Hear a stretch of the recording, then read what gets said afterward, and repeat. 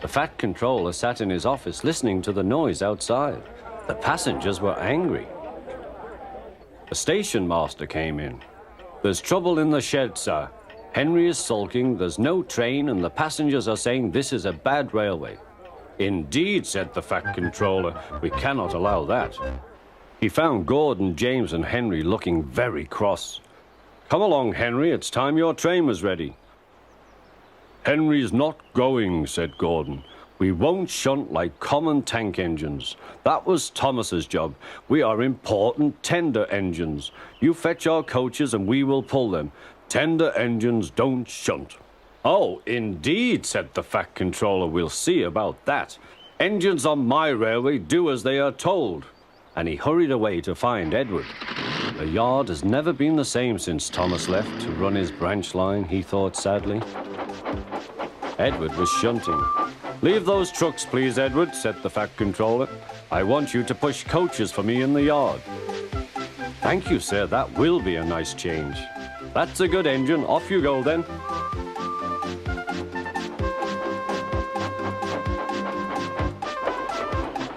So Edward found coaches for the 3 engines, and that day the trains ran as usual.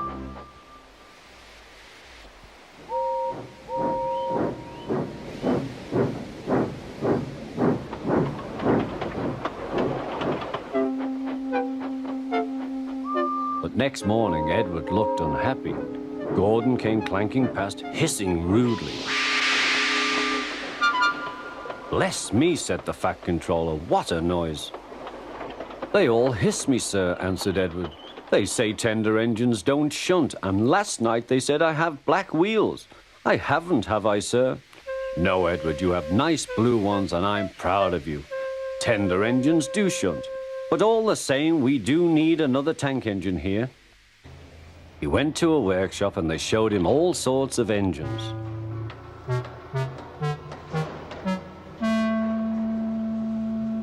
At last he saw a smart little green engine with 4 wheels.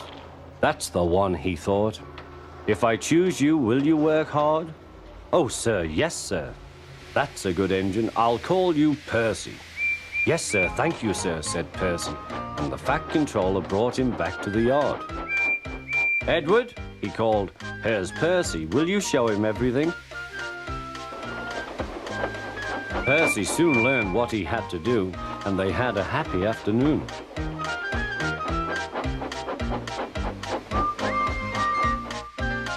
Then Henry came by, hissing as usual. "Chee!"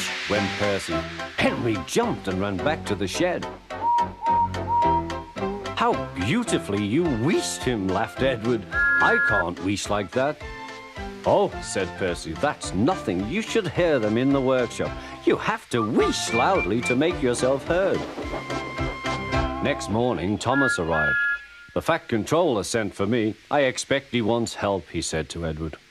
"Shh, here he comes," replied Edward. "Well done, Thomas. You've been quick. Listen, Henry, Gordon, and James are sulking. They say they won't shunt like common tank engines. So I have shut them up, and I want you both to run the line for a while." "Common tank engines, indeed," snorted Thomas.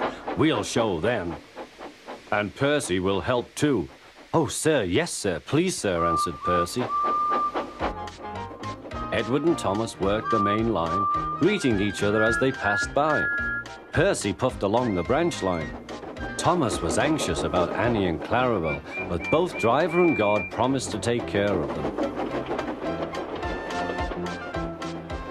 There were fewer trains, but the passengers didn't mind. They knew the 3 other engines were having a lesson. Gordon, James, and Henry were cold, lonely, and miserable. They wished now they hadn't been so silly.